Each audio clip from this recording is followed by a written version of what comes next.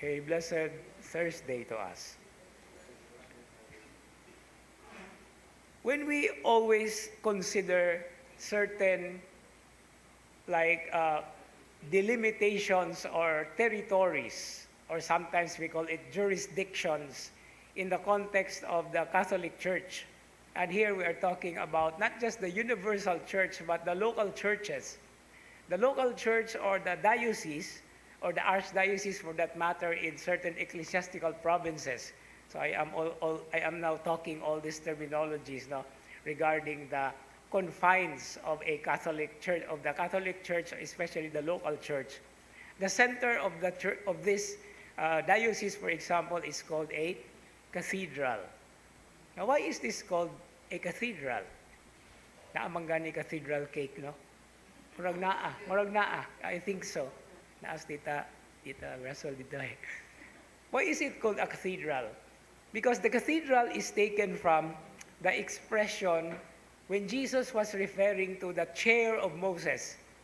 And in Greek, from Moses teaching from his chair, inasmuch as the disciples are also given that responsibility, is actually from the chair.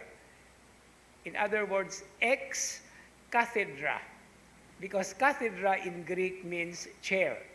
That's why when we talk about the Apostolic See, or the center of the Roman Catholic Church, especially the Latin Rite, we always have to address it as the Holy See.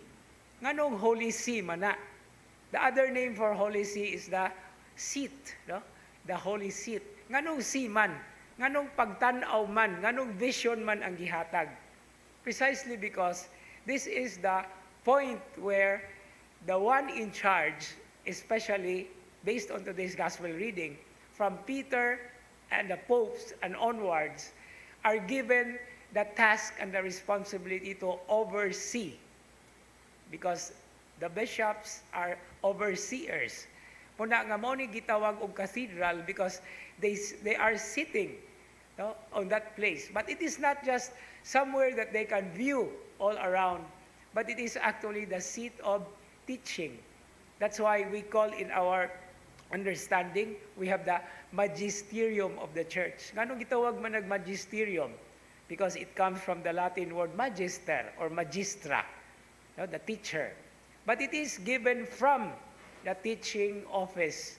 That's why today's feast, the chair of St. Peter, if you have been to the Vatican, or if you have seen pictures of the Vatican, what you can see clearly from afar is the Holy Spirit hovering over.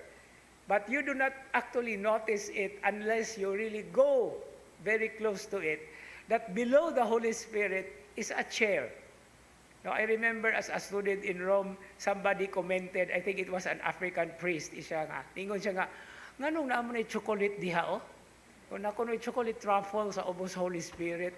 Yeah, that is actually the seat of Peter. And that is what the feast we are celebrating in honor of that privilege. And this is where we come to understand that somebody is overseeing us.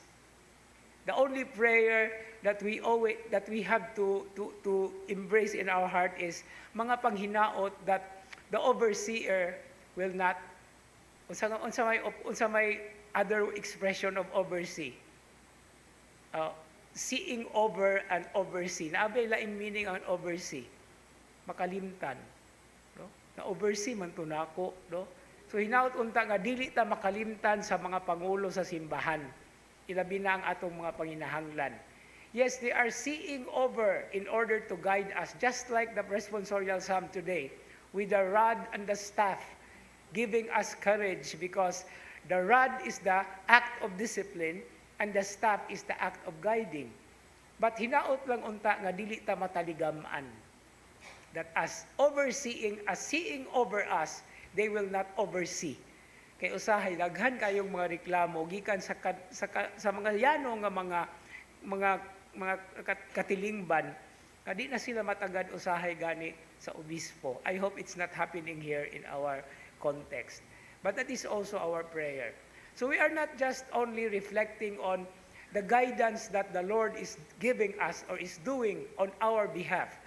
but we are also actually encouraged to pray constantly for those who are on that seat, on the cathedra, so that they are able to manifest and to bring what the Lord wants for His flock, to satisfy them, to address their needs, and most of all, to accompany them. Na dili sila magpabilin rag lingkod diha sa lingkuranan. No? That they also have to go down to the very lowest level so that they will hear and they will feel the needs of the flock, the needs of every believer. And so as we continue this Eucharistic celebration, as we thank the Lord for constantly guiding us, protecting us, disciplining us, we should not forget, most especially today, to pray for our leaders in the church, that they will also be guided by Him who is the Good Shepherd. Amen.